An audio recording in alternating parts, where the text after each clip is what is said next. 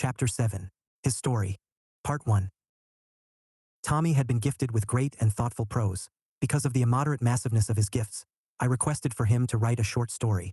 Though we had grown closer, and he reasonably trusted me, a new obstacle, some incessant avoidance and shifting morality had emerged and frustrated me. With my patience for mental acrobatics waning as repeat always with him, I asked him to write a story. I knew he needed an ambiguous medium to explore himself, alongside me, without fully exposing his too vulnerable truths. So, I asked him to create something. I knew, based on Tommy's analysis, exploration, and enthrallment with art, that he craved his own solid, creative outlet. With his endeavoring mostly suppressed, an interest shown in his potential was to surely result in an explosion of passionate glory. So, I asked him, and after battling away all his dismal dissensions, he agreed. He couldn't help but to smile for a little while as he nodded his head. I walked into my office days later and stepped onto his typed short story. Slipped under my door. He wasn't able to wait until the following session to share his story with me. I noted that and picked up the story. The titling, 2 words, glared brightly, "My Journey." I smiled at the instant reassurance of my request's virtue. I laughed and mumbled, "Tommy's desire," it should say, and then began reading. Part 2. The arrow sliced through my fastidious focus, leering at me through the air between us as it passed by my morose eye, registered slowed motion. Unwilling to admit its ineffectual trajectory, the arrow eagerly stared on at me from its wooden posthumous perch. I smiled grievously and looked up at the man who had shot at me with the punctual penetrator, laughing swiftly at his ineptitude. From atop the bluff beside us, the Apache snarled, invoking his war cry in defiant anger. I smacked the canoe and shouted, "Damn, he's been tracking us." Santiago looked up at the river ahead, thinking we were clear of the natives' vengeance. Unbeknown to him, however, our Apache attacker had one more piercer to release from his destiny deliverer. From his quiver, with furious and funerary drive, he pulled back on his bow and blasted one more shot at us. The sound of the faint tearing of air by the bowstring was followed by my partner's immediate exhaled pang. The arrow scraped away the skin and flesh between 2 of his floating ribs. Through its downwards trajectory, the diagonal slice cut through his side at the most undesirable angle, leaving no deniability of its damage. He drew a large breath in, the agony sealing his fate as I heard it. The stream then carried us around a bend and away from the Apache. With his lowered capacity, he took long, weak strokes, grunting with each push, relying on me to repeat row twice on my side and once on his. "He got my rib. He just got my rib, right?" Santiago cried out, hugely affected by the pain. I knew to not answer him directly. "Keep rowing, my friend," I responded. Our canoe steadied as we harmonized our strength. We floated on, the soothing reminder of our calling south cutting through our angst. I watched him from behind as his condition worsened. The river carried us closer to safety, to the camp near the coast awaiting us. After rowing through the afternoon, we breached through dusk and into the illuminated starry grandeur of the reverse-silhouetted sky. Santiago bellowed out once more, "Into the open. For me too. Please, we need to stop, just for a couple hours to rest." I looked back at him and then inspected his wound. He held against his side a bloodied rag, letting slip a single staining stream of blood, like Diablo's departure from divinity. His night-blackened blood crawled from the slow absorbance of the saturated fabric, down into the obscure darkness below him. I agreed with no hesitation, slowly guiding our vessel to a rocky stoppage. The river flowed on. Leaving its graces only for a moment, I leapt out and walked the boat, and then Santiago, out from the wet.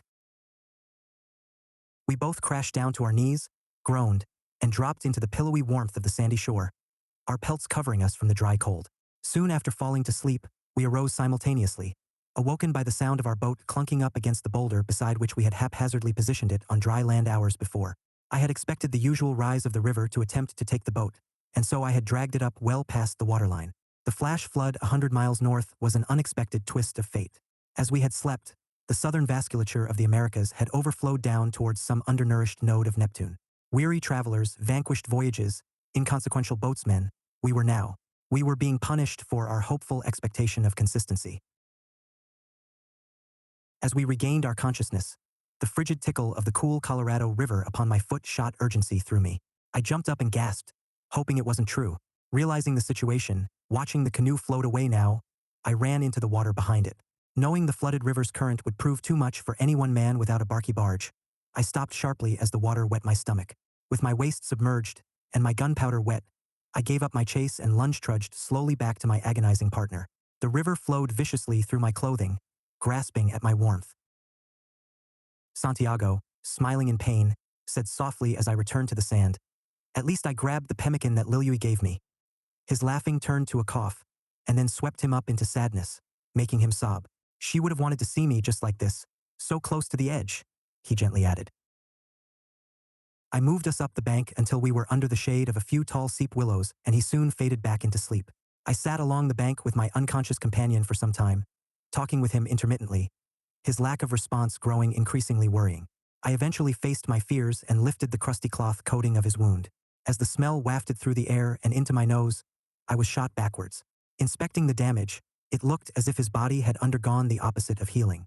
The greenish-yellow wound had stopped bleeding at last, but the inflamed tissue residing beneath the morbid mountain of misfortune stood as the last bold testament to his blood's volume, awaiting release once more.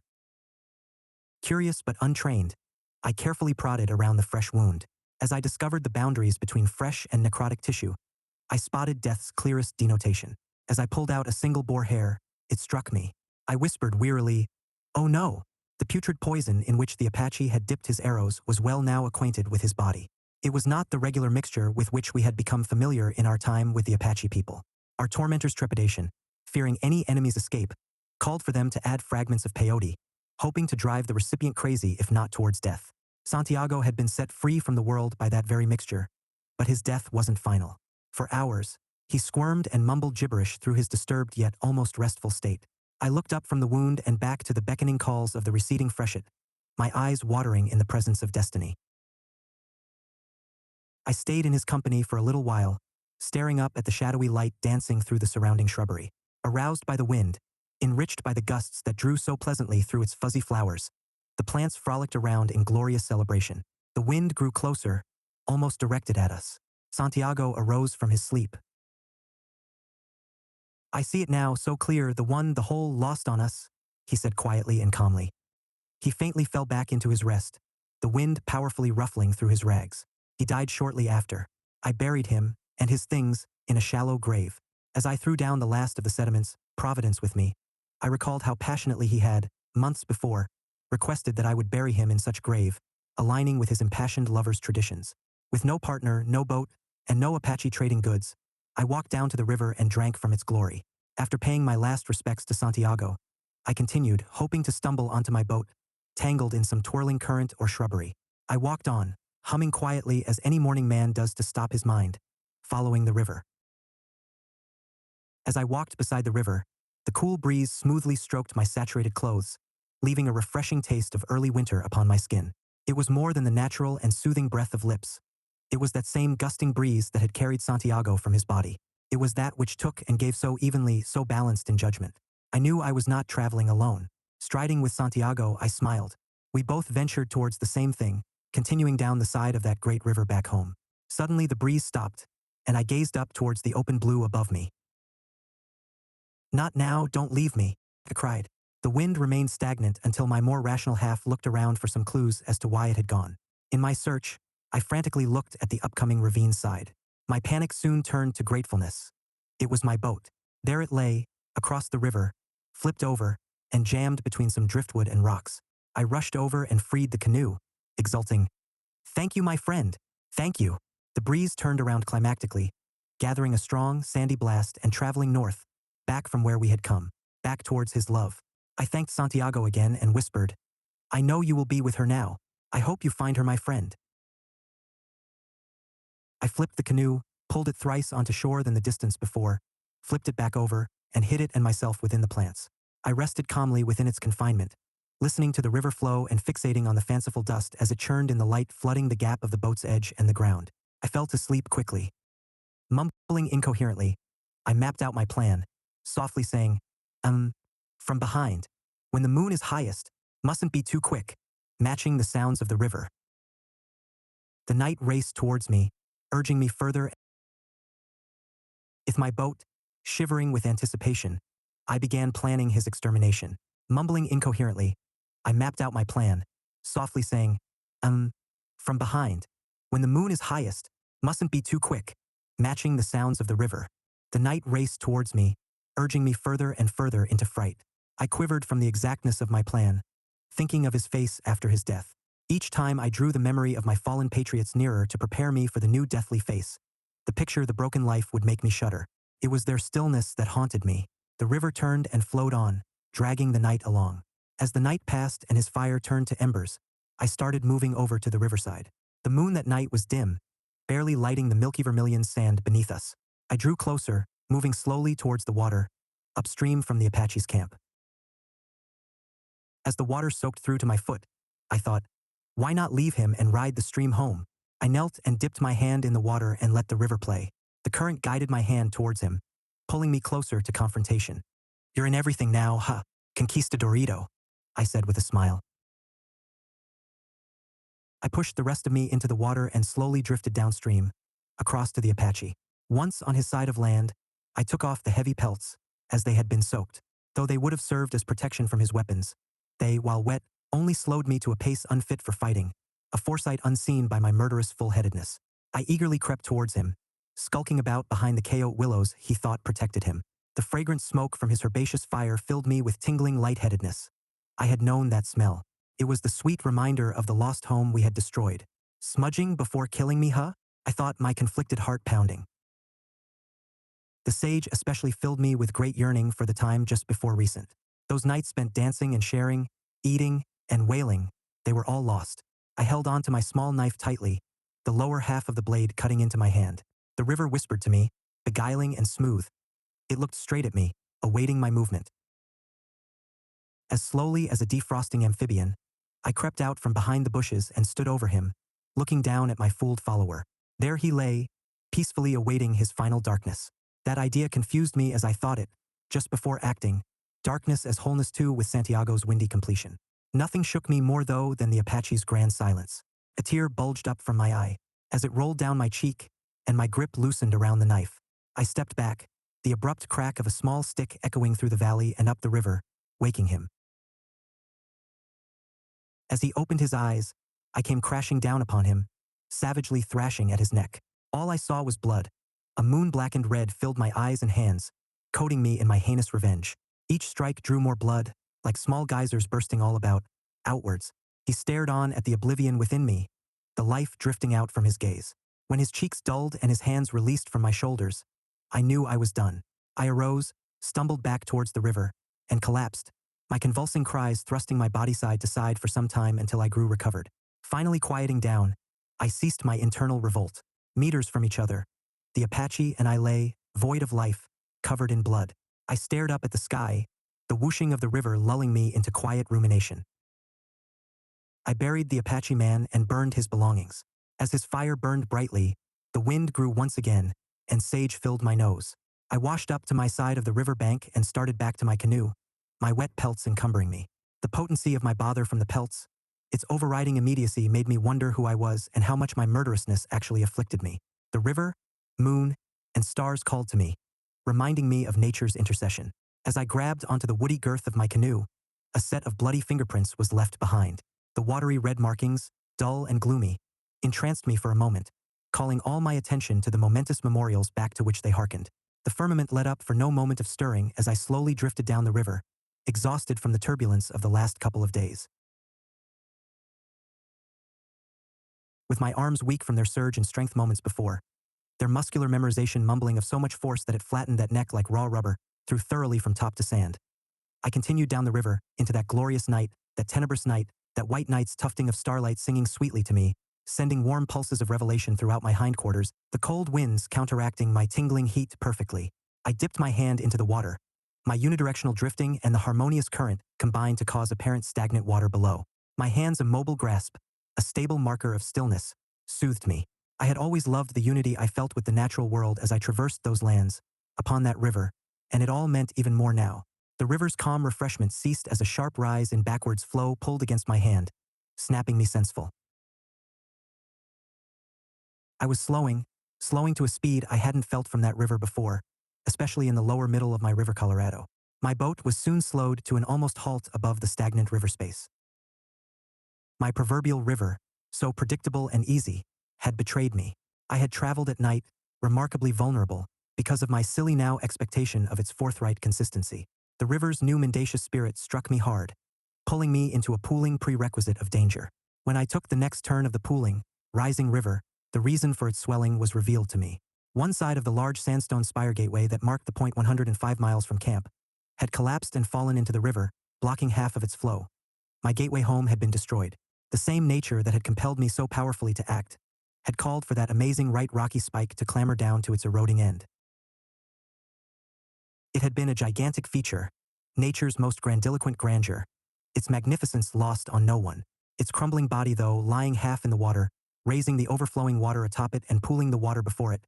It seemed so pointless and as redundant as my musing of it as existence. The newly formed rapids that followed were the fastest I had ever seen, but climbing over the crumbled structure or traversing the surrounding canyon was impossible with a canoe. I smacked the top of the water in defiance. "How much more do you need? What end do you desire?" I begged. I continued to slam my palms against the water, rocking the boat forwards each time. Not completely, but at the time thinkingly, unintentionally beginning to drift, faster with each clash of hand and water, towards the rapids. Eventually calming down, the river took over the course of my vessel, drawing it closer to the rapids. It was like some elastic chain had jipped onto the boat from beneath, pulling me uncaringly towards my fate. I looked up at the unfeeling sky. "One more last push?" I asked, my heart knowing. It granted me nothing. I firmly held my paddle and directed my canoe through the grayish-white foam of the gap, the river rapage of wrathful rapids. My river, it had turned on me. The first section of the rapids was a tangled labyrinth of watery turns and corners, flowing furiously fast but relatively timid in its pinpoint corralling current twists. I managed that section well. The next section called for a more experienced captain like Santiago, only deepening my anger with his death. Though the water-soaked had me through and I had almost flipped multiple times, I made it through the last part of the rapids, a series of step-like drops and into calmer waters.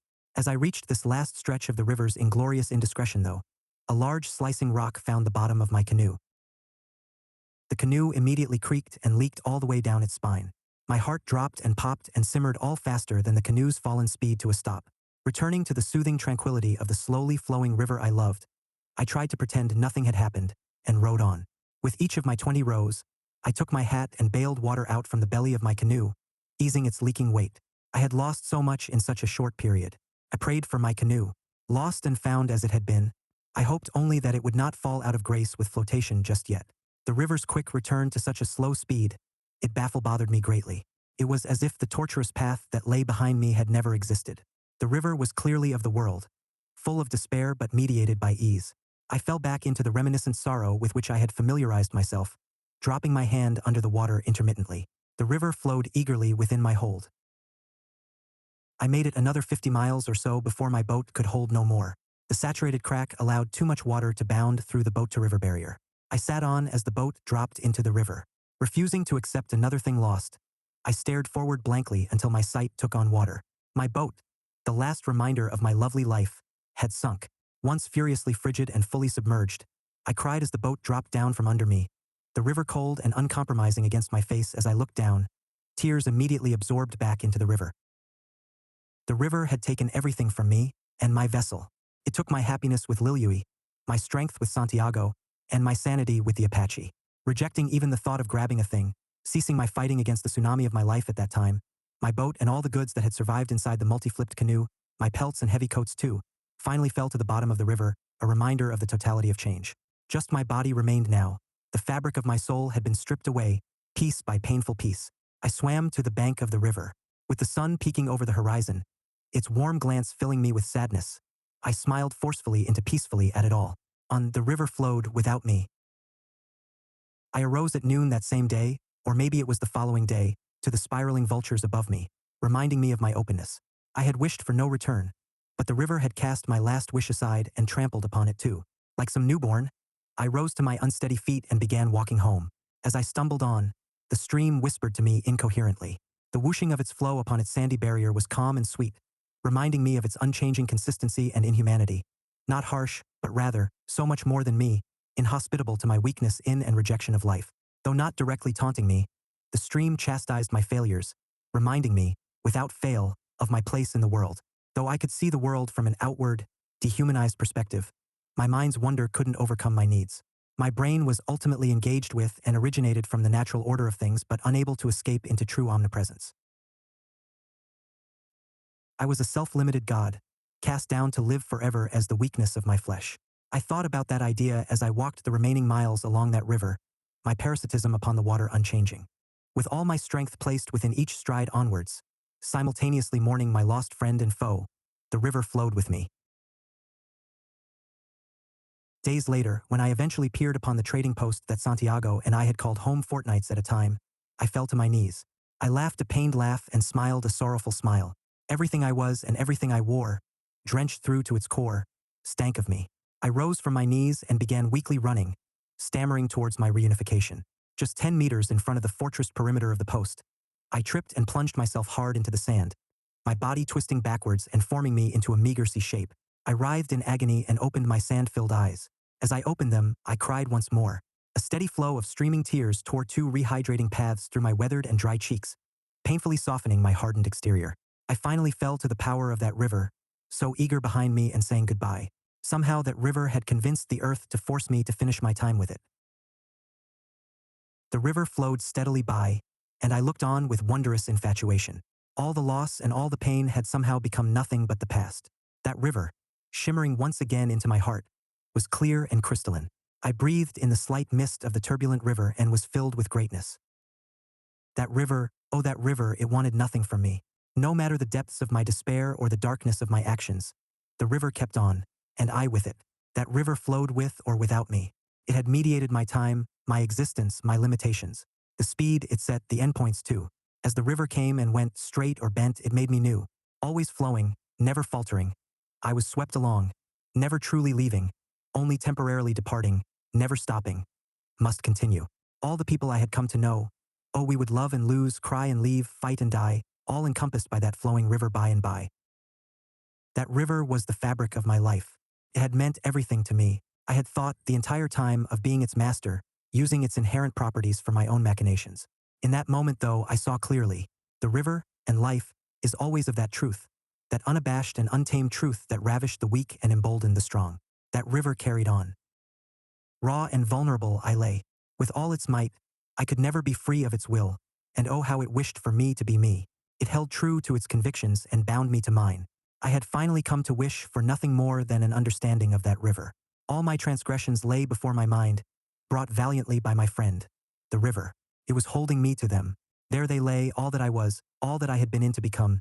Done, undone, redone, as never done, coursing through me, just as the rapids do, inextricably there, reminding me.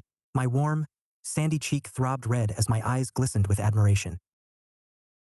Reveling in the glory of that moment, I cried out to the river. For all this, I am grateful. Tears clung to my sand-packed eyelashes, my muddled vision clearing slightly, holding me to my truth through yours. I thank you, river. I thank you for my life. I thank you. I thank you. I thank you. Suddenly feeling free, I rolled over, the steady breeze passing over me. I stared up to the sky as my physical trading post associates came out from behind their borders and carried me inwards. As they transported me into the trading post, I cried out like a fasted madman, my last two vocal cords fraying. To the sky and my friend above, I softly held. I see now what you see, Santiago. I see the beauty. It's all so clear, so clear. I wish for nothing but the continuation of the river, with and without me. I have fallen in love with that river, and so with life. With those thoughts cavorting between my ears, I tilted my head up and rolled my eyes down, back towards the water, transfixed again by its stare. With the simplicity of life itself, I smiled, filling my body with warmth. I smiled at the river and the river smiled back. Part 3. Tommy's short story ended there, on that lasting note about the promise of truth and the reassurance of virtue. I repeated the last sentence to myself over and over in my mind. Finalizing my interpretation, I spoke out loud to the empty room. I smiled at the river, I reread from within my head. And the river smiled back. I smiled at the river and the river smiled back. Ah, of course, the world has neither taken nor given. It has only been. This truth, shrouded by narcissistic insistence of intrinsic good and evil, is so pungent within this story. His highest endeavoring, it resides here in the story, awaiting its return to his subjectivity.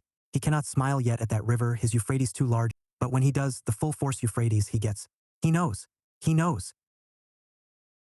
I followingly wandered deeply into my memories of our sessions for the truth.